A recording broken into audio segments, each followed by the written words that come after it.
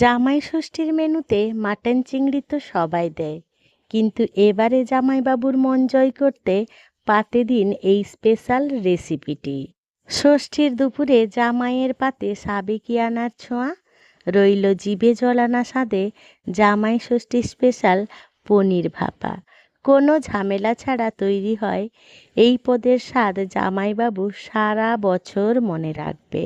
Guarantee দিচ্ছি, mutton চিংড়ি ছেড়ে জামাইবাবু আগে এটার দিকেই হাত বাড়াবেন। এবার ষষ্ঠীতে শাশুড়ি মায়ের হাতের এই এক সিক্রেট পনিরের পদেই কুপকাত হবে জামাই। লোভনীয় স্বাদ আর রাজকীয় সুবাসে প্লেটের সব ভাত নিমেষেই কিন্তু শেষ হয়ে যাবে। আমি খুবই সহজ পদ্ধতিতে বানাবো কিছু সিক্রেট মশলা দিয়ে, যেটা স্বাদ একেবারেই আলাদা। গ্যারেন্টি দিচ্ছি, একবার খেলে কিন্তু রোজ বানাবেন, নিরামিষ দিনে হোক কিংবা কোনো স্পেশাল ওকেশানে। তাই সকল দর্শক বন্ধুদের কাছে একান্ত অনুরোধ রইল রেসিপিটি স্কিপ না করে সম্পূর্ণ দেখার জন্য। নমস্কার বন্ধুরা, ইজি কুক চ্যানেলে আপনাদের সবাইকে স্বাগত জানাই। চলুন শুরু করছি। দুর্দান্ত রাজকীয় স্বাদে পনির ভাপা বানানোর জন্য প্রথমেই আমরা মশলা বানিয়ে নিই। তার জন্য ছোট মিক্সির গ্রাইন্ডারে জার নিয়ে নিয়েছি। জারের মধ্যে 1 চামচ কালো সর্ষে, 1 চামচ হলুদ সর্ষে, 1 চামচ পোস্ত আর দিয়ে দেবো বেশ কয়েকটা কাজু, আর দিয়ে দেবো খানিকটা নারকোল। আপনারা এখানে চাইলে নারকোল কোড়াও ব্যবহার করতে পারেন। এবারে নিজেদের স্বাদ মতো ঝাল দিয়ে দেবেন। এবারে এই সমস্ত উপকরণ ঢাকাটা দিয়ে প্রথমে আমরা শুকনো অবস্থায় ঘুরিয়ে নেব। দেখুন, শুকনো অবস্থায় ঘুরিয়ে নিলে মিক্সিতে খুব সুন্দর একটা পেস্ট হয়। তাই শুকনো অবস্থায় ঘোরানোর পরে অল্প অল্প জল দিয়ে আবার ঢাকা চাপা দিয়ে একদম ফাইন পেস্ট বানিয়ে নিতে হবে। আপনারা চাইলে এটা শিলনোড়াতেও বেটে নিতে পারেন। দেখুন, এই রকম সুন্দর পেস্টটা হয়ে গেল। এবার এটাকে সাইডে রেখে দিলাম। এবারে পনির ভাপার জন্য তো পনির লাগবে, তার জন্য আমি এখানে প্রায় 300 গ্রামের মতন পনির নিয়ে নিয়েছি। প্রথমে পনিরটাকে টুকরো টুকরো করে কেটে নেব। আপনাদের পছন্দ মতন আপনারা পনিরের সাইজটা কেটে নেবেন। আমি এরকম বড় বড় করে প্রথমে চৌকো চৌকো করে কেটে নিচ্ছি। তারপরে এই চৌকোগুলো একটু মোটা ছিল, তাই একটু পাতলা করে কেটে নেব। ছোট ছোট পিস হলে কি পনিরের মধ্যে সমস্ত মশলাটা ঢুকবে আর পনিরটা খেতে বেশ ভালো লাগবে।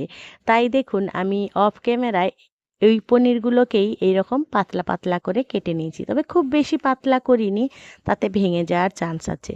পনিরটাকে সাইডে রেখে দিলাম। এবারে ভাপা বানানোর জন্য একটা টিফিন বক্স নিয়ে নিয়েছি। টিফিন বক্সের মধ্যে বেটে রাখা মশলাগুলো দিয়ে দেবো। পনিরের পরিমাপ অনুযায়ী মশলাটা আপনারা বাড়িয়ে বা কমিয়ে নেবেন।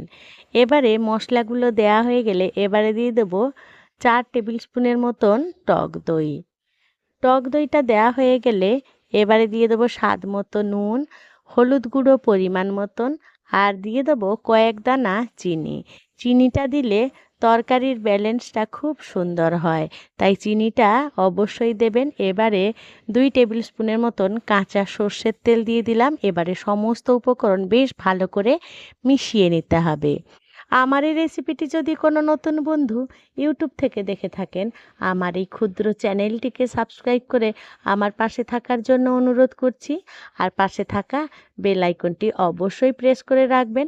যখন আমি নিত্য নতুন কোনো রেসিপি দেবো, সবার আগে খুব সহজেই নোটিফিকেশান আপনাদের কাছে পৌঁছে যাবে। কথা বলতে বলতে দেখুন, মশলাটাকে বেশ সুন্দর করে মিশিয়ে নিয়েছি। এবারে কেটে রাখা পনিরগুলো দিয়ে দেবো। নিরামিষ দিনে এই ভাপা পনির রেসিপিটি থাকলে আর তেমন কিছু প্রয়োজনই হয় না। এই একটা পদ দিয়েই সমস্ত ভাত খাওয়া হয়ে যায়। কথা বলতে বলতে সমস্ত পনির দিয়ে দিলাম। এবারে একদম আলতো হাতে পনিরগুলোকে এই মশলার সাথে মিশিয়ে নিতে হবে। খেয়াল রাখবেন যাতে পনিরগুলো ভেঙে না যায়, তাই সাবধানে এই কাজটা করে নেবেন। ভাপা বানানোর এই মশলাটাই হচ্ছে আসল স্বাদ। তাই সমস্ত মশলাটা যাতে এই রকম পনিরের গায়ে লেগে থাকে সেইভাবেই আপনারা মশলাটা তৈরি করে নেবেন। সমস্ত পনির খুব সুন্দর করে মেশানো হয়ে গেলে উপর থেকে দিয়ে দেবো এরকম গোটা গোটা লঙ্কা। আপনারা চাইলে চিড়েও দিতে পারেন, বাচ্চারা খাবে তাই গোটা লঙ্কা দিলাম। এবারে উপর থেকে কাঁচা সর্ষের তেল ছড়িয়ে দিলাম প্রায় 2 টেবিল স্পুনের মতন। অবশ্যই দেবেন, এই কাঁচা সর্ষের তেলের ফ্লেভারটা কিন্তু এই পনির ভাপার স্বাদটা দুর্দান্ত করবে। এবারে টিফিন বক্সে ঢাকা লাগিয়ে রেখে দিলাম। এবারে চলুন ভাপাটা বসানো যাক। তার জন্য গ্যাসে কড়াই বসিয়ে দিয়েছি, কড়াইতে একটা স্ট্যান্ড দিয়ে দিলাম, স্ট্যান্ডের উপরে টিফিন বক্সটা রেখে দিলাম। আপনারা চাইলে আগে থেকে জলটা গরম করে নিতে পারেন, যেহেতু সময় যদি না থাকে হাতে। আমি কিন্তু গরমটা বসানোর জন্য হাতে ছ্যাঁকা না লেগে যায়, তাই জন্য এই পদ্ধতিটাও নতুন রাঁধুনিদের জন্য একদম নির্ভয়ে আগে থেকে এইরকম বসিয়ে দেবেন। তারপরে দেখুন ঢাকা চাপা দিয়ে দেবো, দিয়ে এবারে গ্যাসটা জেলে দেবো। প্রথমে হাই ফ্লেমে রাখবো, যতক্ষণ না জল টকবক করে ফুটে উঠছে ততক্ষণ কিন্তু হাই ফ্লেমে রান্না করে নেব।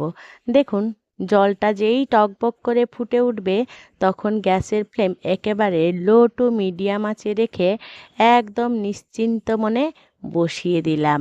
হাতে মাত্র 10 মিনিট সময় থাকলেই রেডি হয়ে যাবে এই ভাপাটা। দেখুন 10-15 মিনিট পর আমি ফিরে এলাম। ভাপাটা আমার প্রায় হয়ে এসেছে। এবারে এই গরম অবস্থায় কিছুক্ষণ রেখে দেবো, যাতে আরও ভাপাটা সুন্দরভাবে হয় আর টিফিন বক্সটাও ঠান্ডা হয়। আপনারা চাইলে সাবধানে তুলে টিফিন বক্সটা ঠান্ডা করে নেবেন। দেখুন আমি ঠান্ডা করে নিয়েছিলাম, এবারে আপনাদের খুলে দেখাচ্ছি কতটা সুন্দর হয়েছে দেখুন, আর কতটা লোভনীয় হয়েছে। ব্যাস, এই পনির ভাপা খাইয়ে কিন্তু জামাইবাবুর থেকে দামি গিফট আদায় করা এবার স্রেফ সময়ের অপেক্ষা। আর আপনারা যদি জামাই ষষ্ঠীতে এই মেনুটা রাখেন তাহলে অবশ্যই কমেন্ট করে জানাবেন যে আজকের এই রেসিপিটি আপনাদের জামাইদের কেমন লাগলো। বন্ধুরা, আজকের এই পনির ভাপা রেসিপিটি যদি কোনো অংশে একটুও ভালো লেগে থাকে তাহলে ছোট্ট একটা লাইক করে দেবেন। আপনাদের এই ছোট্ট ছোট্ট লাইক আমাকে অনেক ইন্সপায়ার করে নিত্য নতুন রেসিপি বানানোর জন্য। আর যদি খুব বেশি ভালো লেগে থাকে বন্ধু বান্ধব কিংবা প্রিয়জনদের সাথে শেয়ার করে তাদেরও দেখার সুযোগ করে দেবেন। আর আপনারা যদি এমনি দিনে খান, জাস্ট এই পনির ভাপাটা অমৃত। আমি আপনাদেরকে একটা তুলে দেখিয়ে দিচ্ছি, দেখুন কতটা নরম আর তুলতুলে হয়েছে এই পনির ভাপা। বন্ধুরা, আমার সাথে থেকে পাশে থেকে এতক্ষণ এই নিরামিষ পনির ভাপা রেসিপিটি দেখার জন্য আপনাদের সকলকে জানাই অসংখ্য অসংখ্য ধন্যবাদ। আপনারা ভালো থাকবেন, সুস্থ থাকবেন। দেখা হবে পরের কোনো নিত্য নতুন রেসিপিতে।